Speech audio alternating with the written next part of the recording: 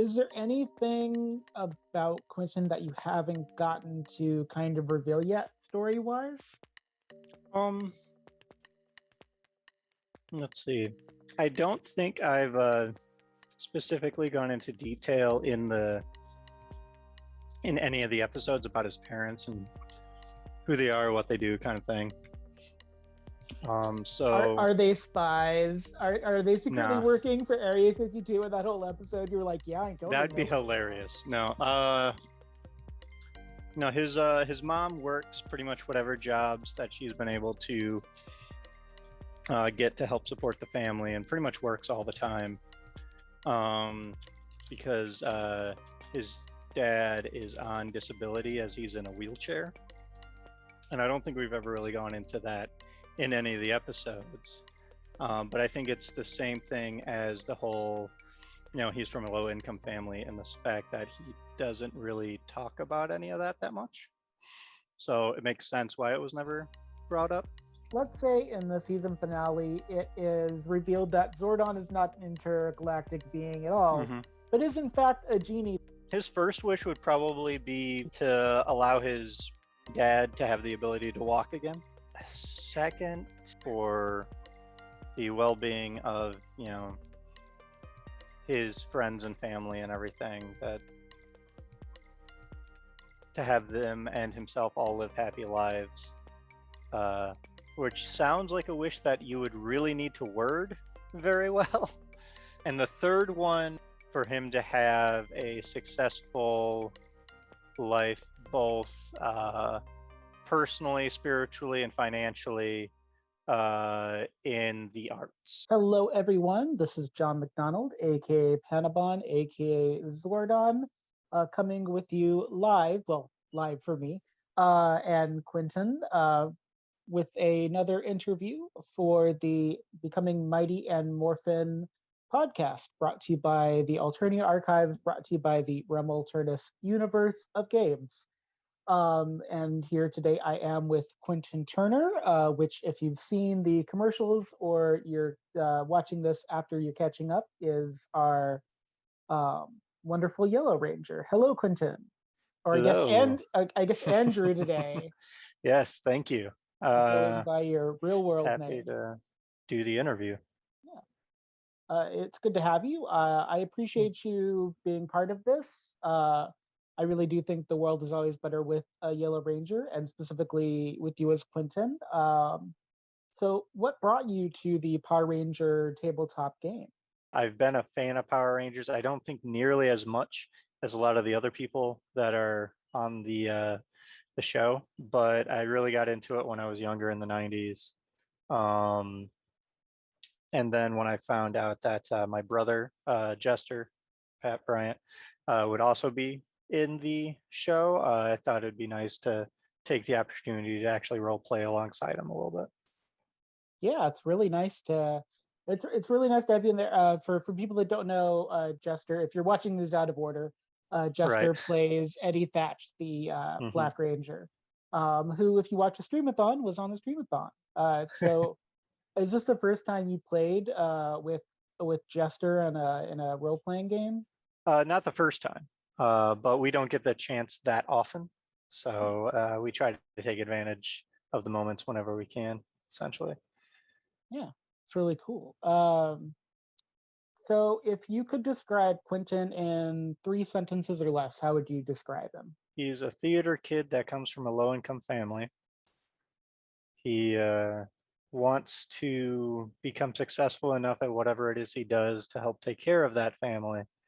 And now he has a group of these new friends that he is starting to consider very much part of his family, um, that he's hoping to also help out and you know help them all continue down their path as rangers, as well as their path in life, whatever that ends up being.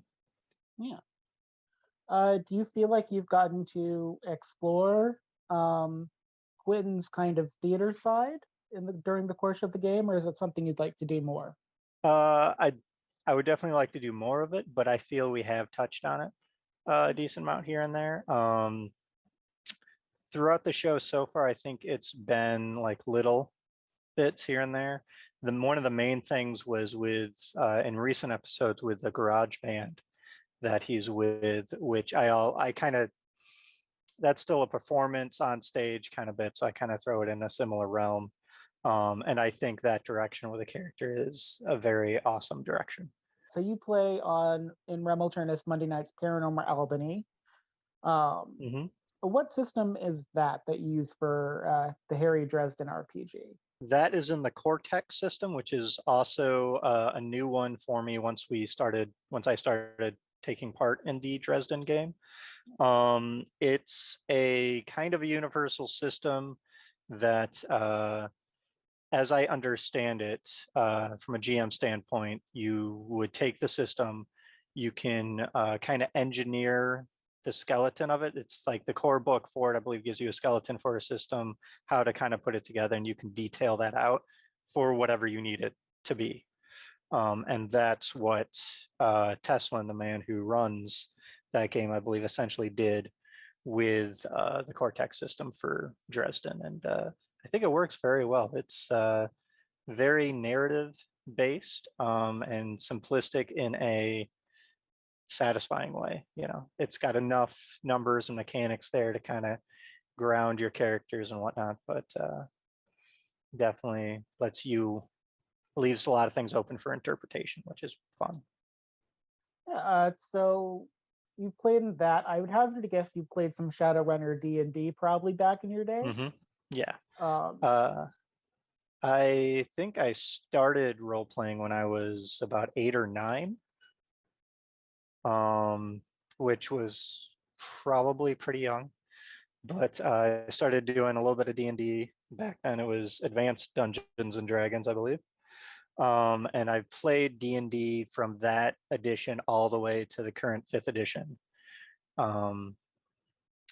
But other than that, I've played through various editions of Shadowrun, various editions of Exalted, Legend of the Five Rings, various superhero systems from, Prowlers and Paragons, which is also a recording that I'm doing right now, and Mutants and Masterminds through different editions. It's pretty much once I did D&D for quite a while, I really, since I liked movies and I liked making stories and just the whole process of it, I started branching out into different settings, which also gets you into different systems. And yeah. I mean, they're all ridiculously fun. And I haven't really found one yet that I haven't at least had fun playing. So how are you enjoying the Essence 20 system, which is the system this is built on? Or if you end up in the G.I. Joe, Transformers, or My Little Pony universes, later on, Essence 20 is also kind of working in those. But how does Essence Essence 20 20 is yeah, Essence 20 is okay. the name of this particular system for the Power Ranger game. Okay.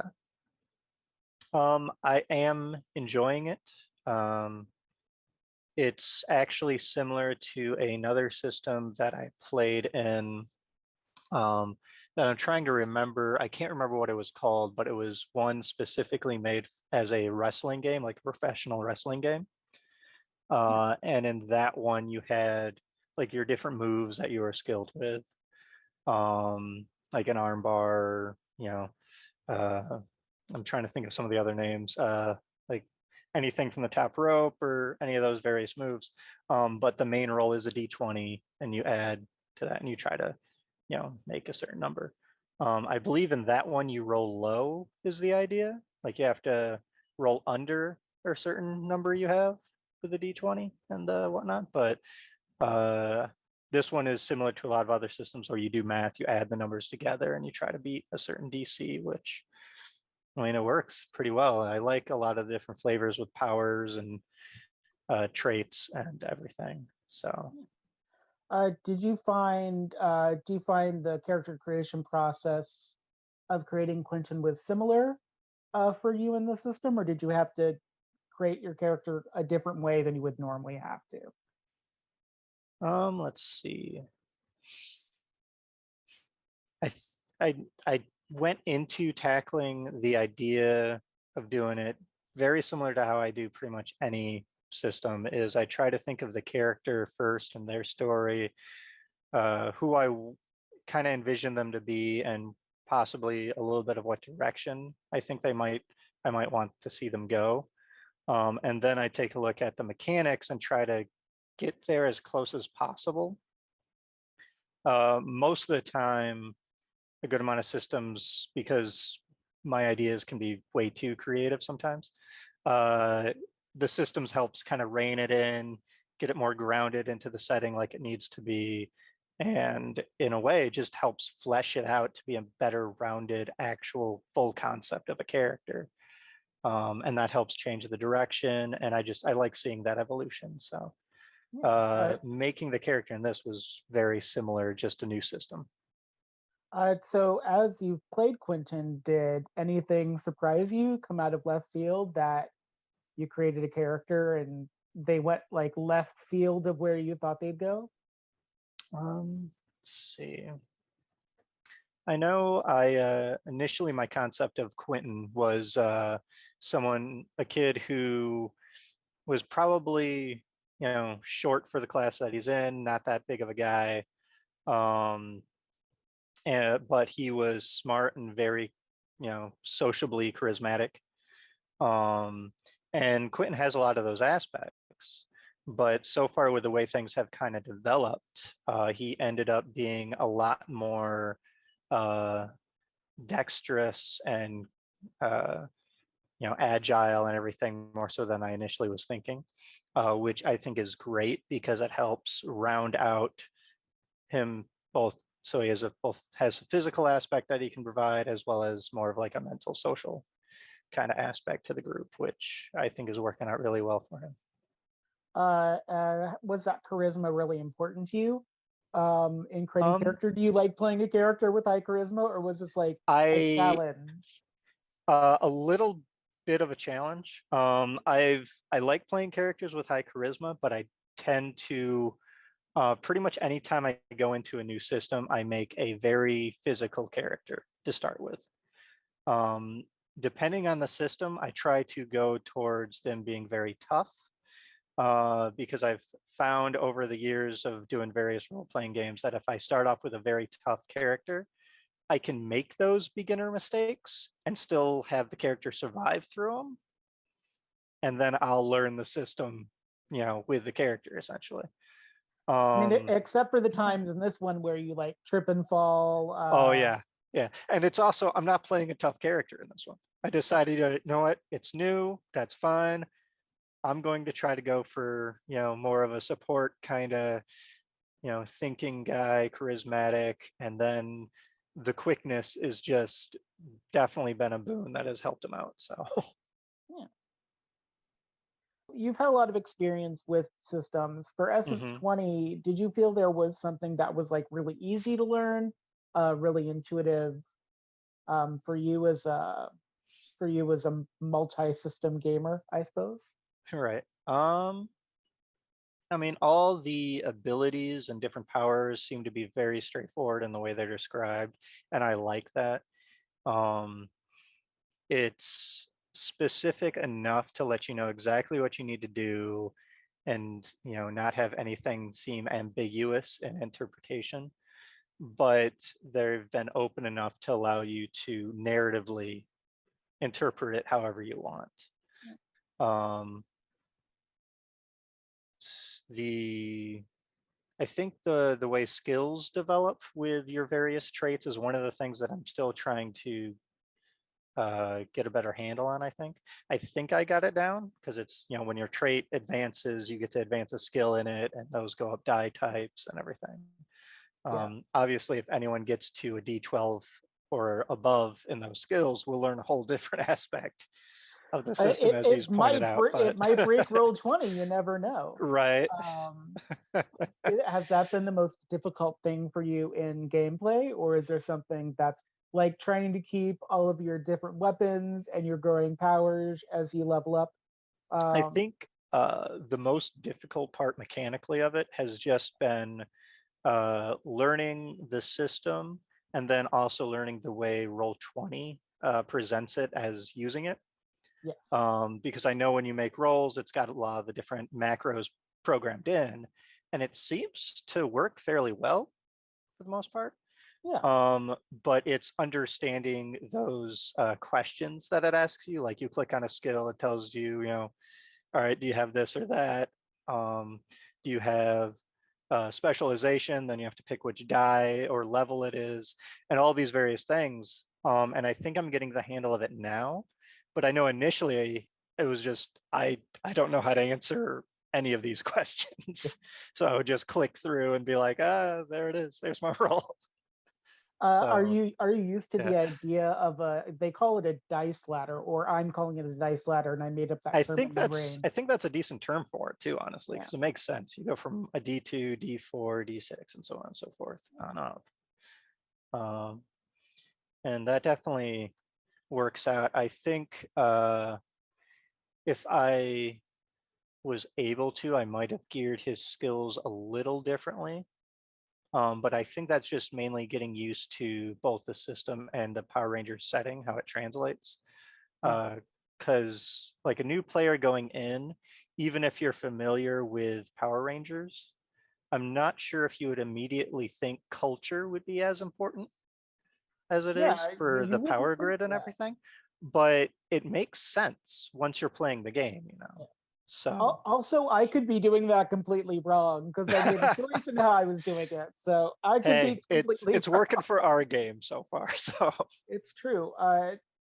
So do you have a skill check that you like rolling more than others? um let's see. His so far his persuasion, I believe is what it's termed as, is one of his better ones. Um which I thought made a lot of sense for a character that in high school wasn't really in one clique or another one. He kind of just free floated Yeah. through. Um, I he was really, probably yeah. still picked on a little bit here and there, but for the most part was able to talk his way through it.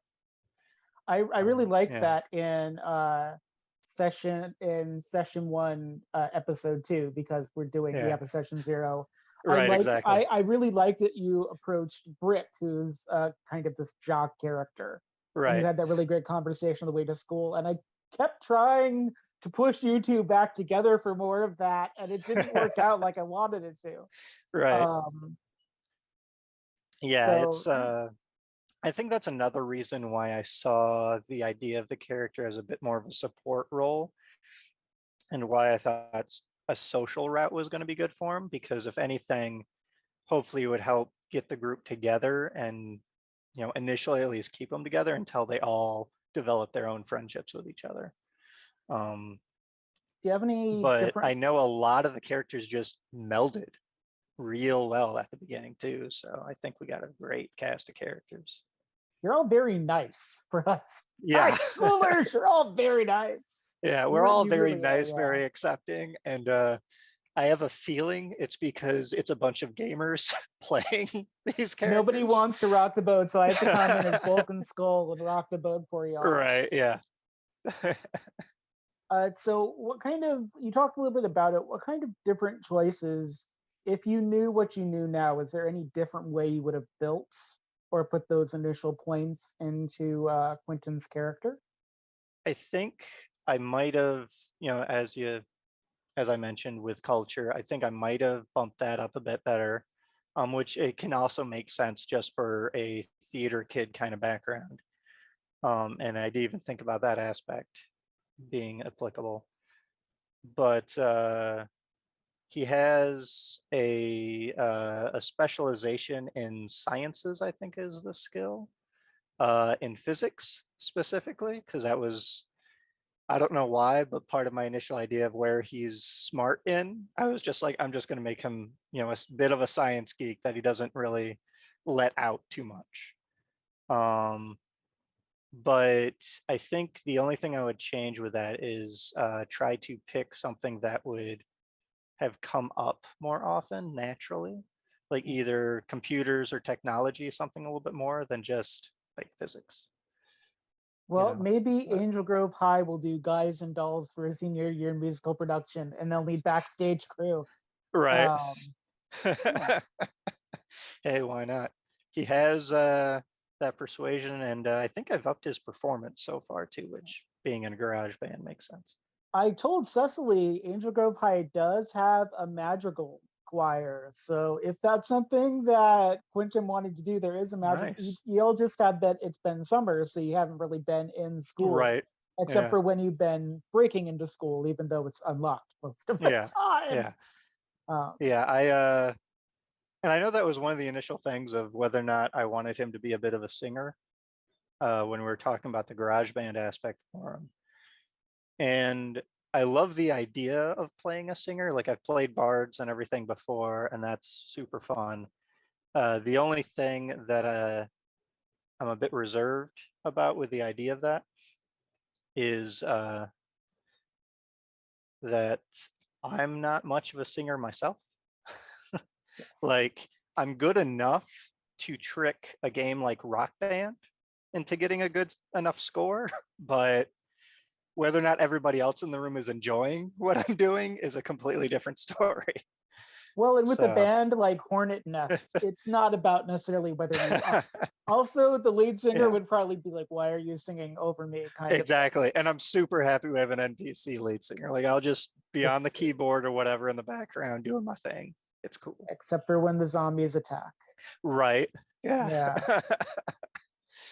that All was right. that was a trip to try to figure out how to deal with. It was so much fun because I knew it was Yeah. coming, but I'd been Right. listening to how you responded to things throughout the season to Right. make a choice like that for you. Yeah. And I was What very tipped you off with zombies for me, I guess? so the thing that tipped me off with zombies went back to the happiness episode and the Mm-hmm. test, and so I have this idea.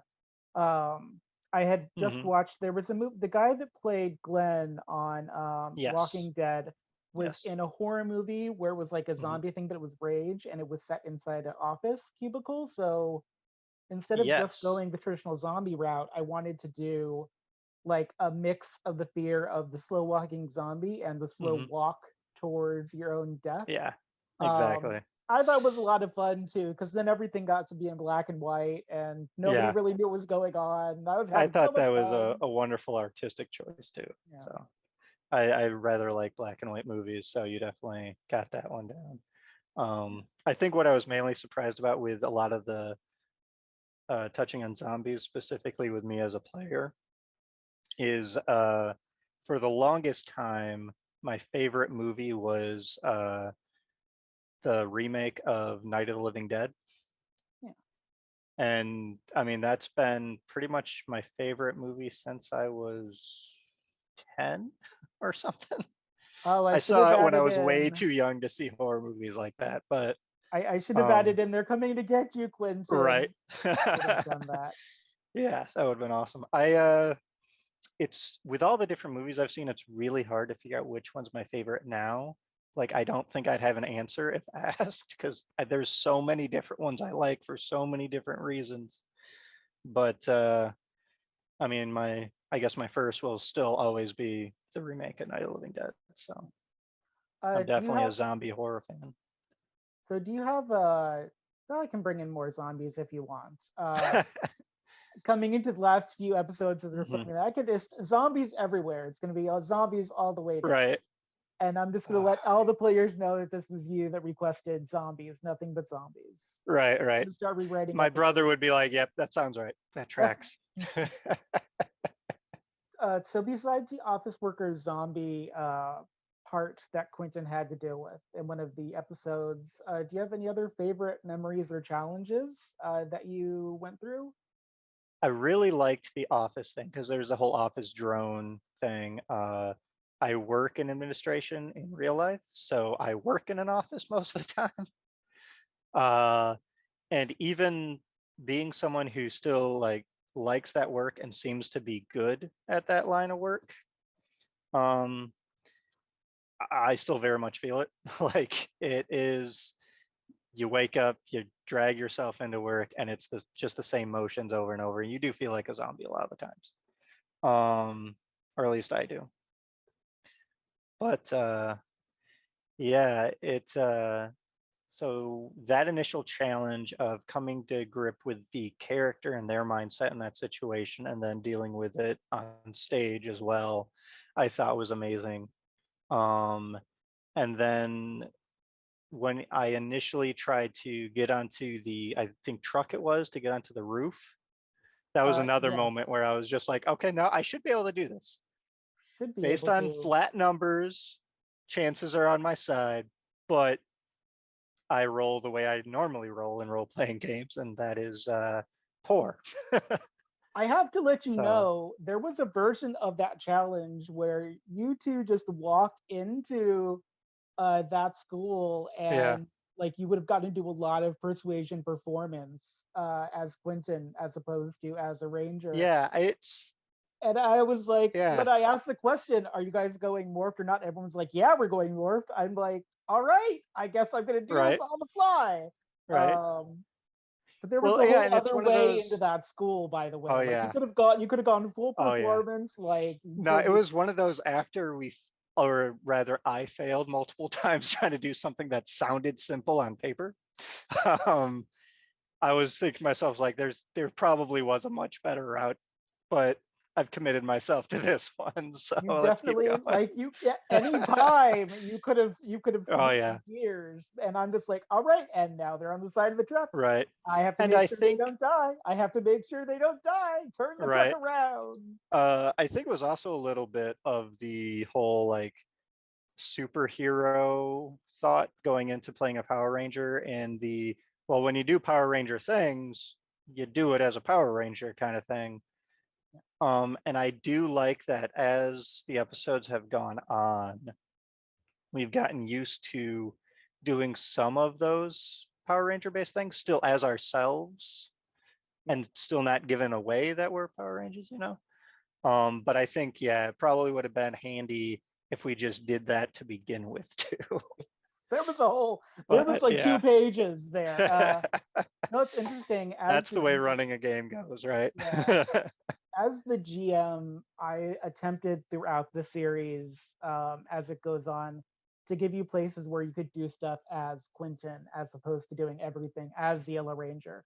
Which Mhm. I'm totally fine with you doing everything as the Yellow Ranger, but for me, a part Yeah. of it is intertwining the idea of maturing as a person Hmm. and being a ranger. So basically, I went like a hybrid Power Ranger Buffy route, where it's that world within a world, and there's Right. magic and there's things to do. So it took a while for everybody to catch up because y'all kept wanting to morph and do it. I'm like, fine, but I'm Yeah. still gonna Yeah. have the other options written Yeah. down. It was, I thought that was pretty funny too, because like the moment we all got our coins, we were just like, yeah, let's morph and fight a big, Oh, all right. monster in our, combined uh sword and everything. I keep trying Yeah. to hit that Zordon is not as reliable a narrator as y'all have made him out to be, but Right. y'all are Yeah. Yeah. really trusting of a floating And head in a oh yeah, and cannon like center. from what I remember of the show, that's the way I remember him. Is like it's always a half answer Yeah. that he gives you, and it's always a little cryptic. But in a way, I kind of like playing a character that tries to defend that anytime the other Rangers brings it up. Be like, oh no, he knows what he's doing. We just gotta learn and figure Oh, out what it is he's hmm. saying. It's completely fine. That is completely Uh, fine. All right. that's been So fun.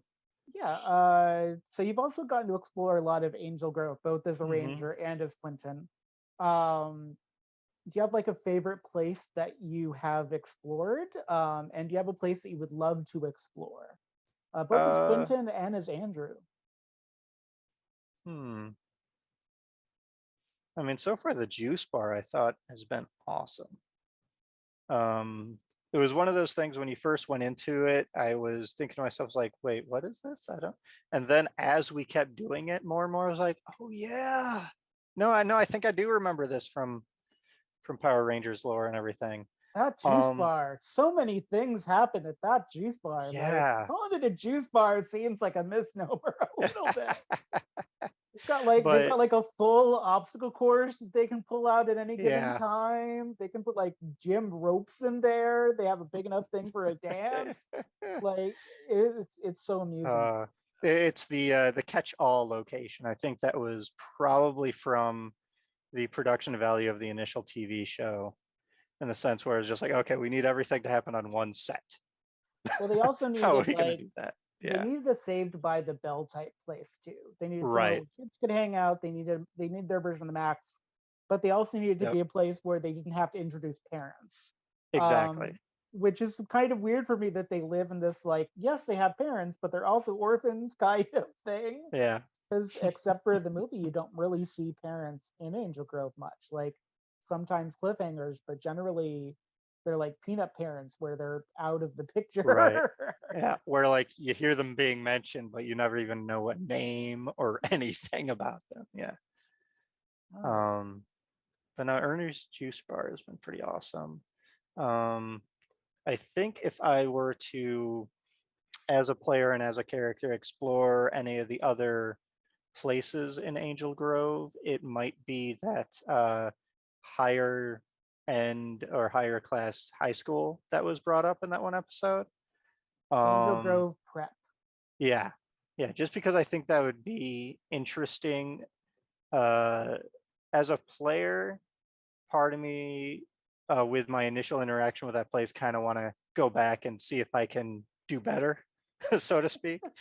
As a character, I think it would be interesting for someone who comes from a low income family and is in just the general public school, and like that's essentially the lens that he's had his whole life from that end, Yeah. to see it from a complete different side, you know, I think would I be interesting. I mean, I built this. If you'd gone into the school like I Right. intend you Yeah. to, I built it to look like the. I built it to look like the high end school from the Gilmore Girls, essentially. So it would have been a lot of wood, Right.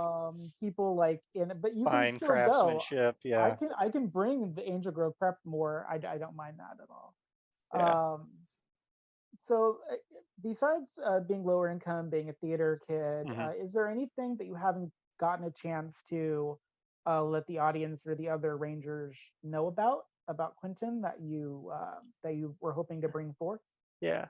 Uh, I don't know if any of them have figured out that he's low income as much as he is. But I also don't know how much any of them really care. Yeah, And it was one of those aspects that, as a character, I was trying to play him to where he tries to keep that close to his chest, yeah. because he doesn't necessarily want people to, create an impression or, interpret him in the sense of, oh, he's low income or from a family like that or whatnot. He would rather people judge him and get an idea of who he is based on who he actually is. Um, There is a place but in the game in the mhm. rule book where wealth can come into play, but it's kind of like there's also a place in the rule book for people that speak different languages and adding like languages to your. Oh, But okay. we just haven't really done that because it was just another moving part, and I couldn't figure out how to make it make sense. So if you want to do more low Right. income stuff, I can totally bring that in.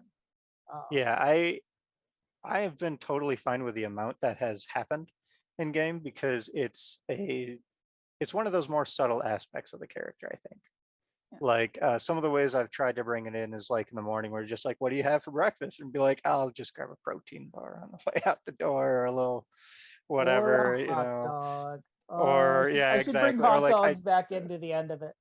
yeah, like I keep trying to mention like cheap, you know, kind of meal replacements are more of what he eats generally. Yeah, I And can't then when he's remember. out, he Yeah, accepts free food at every chance he can, and all these things. So I can't yeah. remember if you were there for the episode. No, you were. Yeah, you were.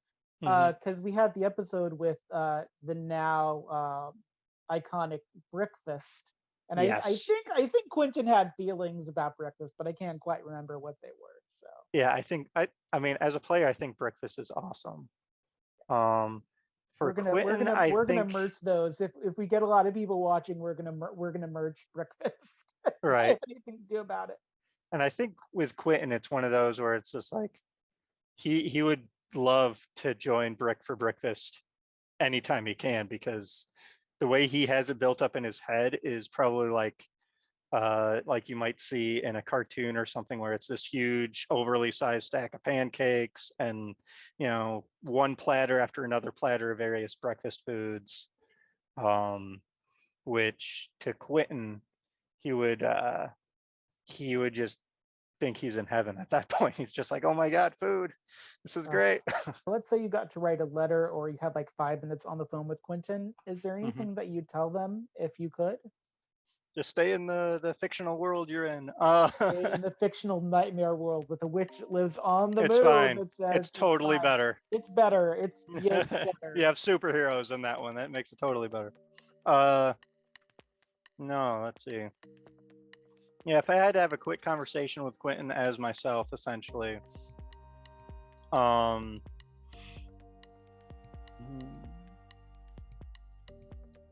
it would probably be to give him advice in stop trying to do so many different things and focus on more or less one thing a little bit more. Not necessarily saying that's the only thing for him to do, but to further more develop skill and competency in that one area and then tackle the other ones, rather than being all over the place all the time. I think mainly because that's something I've run into in my own life, in the sense where there's so many different creative things I want to do and so many different avenues to take with that I've just gone into every single one of them. But I probably should have myself focused more in one area over the other. But Quentin is a bit of a Bob Belcher, Bob Burgers character. hmm At the end of the day, which I kind of love, is that you basically modded a Bob Burger character into the Power Rangers, which I love. right. No, that's a Um, good similarity you make with those two characters. I never thought about that, but it is there. Yeah. yeah, In a way, it kind of allowed me to play some aspects of a character from a completely different system that I never got a chance to play. That's where the Shuko claws come in. yeah. When we were trying to think of like what weapon would be and everything, I was like, oh, it'd be really cool if you had something very similar to cat claws, so to speak, because of being a Yellow And then I was Ranger. like, flip through the book, flip through the book. Right, Oh yeah, God, he yeah, wants yeah. gloves. And then And I was like, like, it okay, didn't I can matter do to me that. Yeah. mechanically, however we figured out the way it worked. Not at all. Basically, you're still rolling daggers. You're still Right, essentially exactly. using And the that same works group of daggers. perfectly. Yeah.